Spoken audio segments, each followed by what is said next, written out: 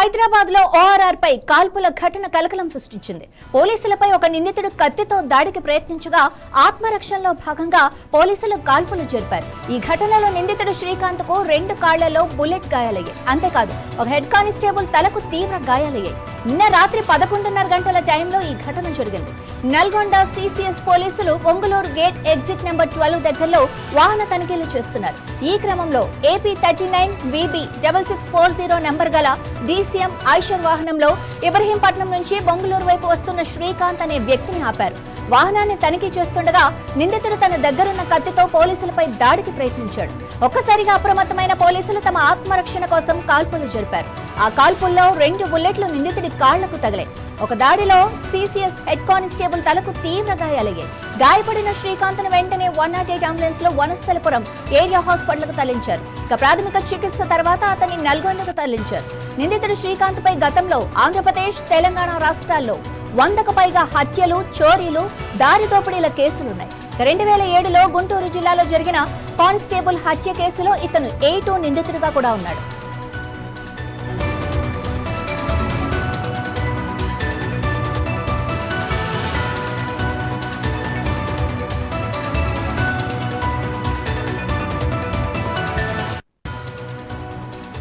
ఇదే ఘటనకు సంబంధించి మరింత సమాచారం మా బ్యూరో చీఫ్ రాజ్ కుమార్ అందిస్తారు. రాజ్ కుమార్, ఈ ఓఆర్ఆర్ మీద కాల్పుల కలకలంపై సంబంధించిన మీ దగ్గర ఉన్న సమాచారం ఏంటి?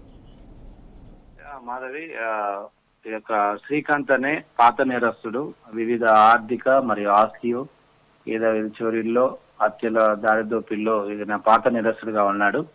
ఈ వ్యక్తి నిన్న పోలీసులు సోమవారం రాత్రి, యాక్చువల్లీ మంగళవారం ఉదయం అర్ధరాత్రి జరిగిన సంఘటన ఇది. ఇబ్రహీంపట్నం నుంచి బొంగుళూరు వైపు వెళ్తున్న outer ring road service road దగ్గరలో వెళ్తున్నాడు.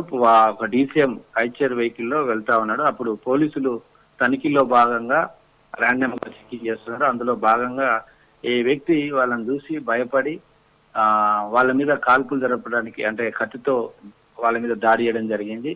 దాడి చేసిన వెంటనే పోలీసులు ఆత్మరక్షణ కోసం అతని మీద కాల్పులు జరిపిన సంఘటన జరిగింది.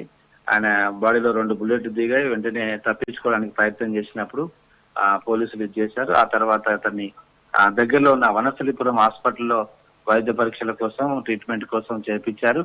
చేపించిన తర్వాత ఎవరో ఆరాధిస్తే ఇతను శ్రీకాంత్ అని తెలిసింది. ఈ శ్రీకాంత్ వివిధ నేరాల్లో ఆల్రెడీ మీరు ఇంతకుముందు చెప్పినట్టుగా చాలా నేరాల్లో నిందితుడుగా ఉన్నాడు.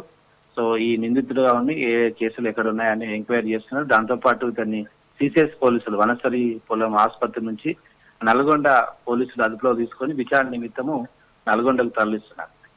రైట్ రాజ్ కుమార్, మరి నిందితుడికి కాలు మీద గాయాలయ్యాయి, కాల్పులు జరిగాయి, మరి కానిస్టేబుల్ కూడా తలకు గాయమైంది ఆయన. సో ఇద్దరి ఆరోగ్య పరిస్థితి ఎలా ఉంది ప్రస్తుతం? ప్రస్తుతం అయితే ఓకే. కానిస్టేబుల్ కూడా అతను దాడి చేశాడు కాబట్టి కానిస్టేబుల్ కూడా గాయాలు జరిగి అతన్ని హాస్పిటల్లో ట్రీట్మెంట్ చేపిస్తున్నారు. ఇతను కూడా వెంటనే 108లో ఇతను కూడా వనస్థలిపురం నిందితుడు ఎవరైతే ఉన్నారో అతను కూడా 108లో వనస్థలిపురం హాస్పిటల్ తీసుకెళ్లి అతను కూడా ట్రీట్మెంట్ చేయించారు రాత్రి. సో ఆ ట్రీట్మెంట్ చేసిన తర్వాత కొంత బాగైన తర్వాత వెంటనే నల్గొండకు షిఫ్ట్ చేస్తున్న పరిస్థితి. రైట్, మరి దీని గురించి పోలీసులు ఏమంటున్నారు? సో పోలీసులు పూర్తిగా ఎంక్వైరీ చేస్తున్నారు. ఎందుకంటే ఇది ఆంధ్రప్రదేశ్ లో కేసులు ఉన్నాయి, ఇక్కడ కేసులు ఉన్నాయి కాబట్టి ఆంధ్రప్రదేశ్ పోలీసులతో కోఆర్డినేట్ చేస్తున్నారు. వాళ్ళకి సమాచారం ఇచ్చారు. ప్రస్తుతానికైతే నల్గొండ తీసుకెళ్తున్నారు. నల్గొండలో కూడా, ఎందుకంటే అక్కడ కూడా కేసులు కొన్ని ఉన్నాయి.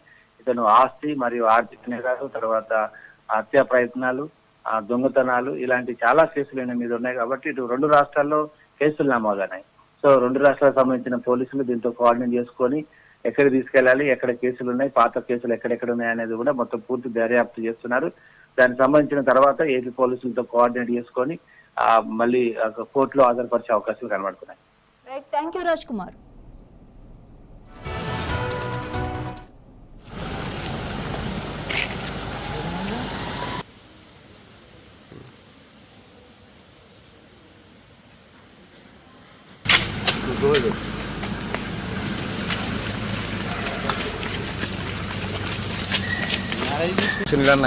వచ్చిన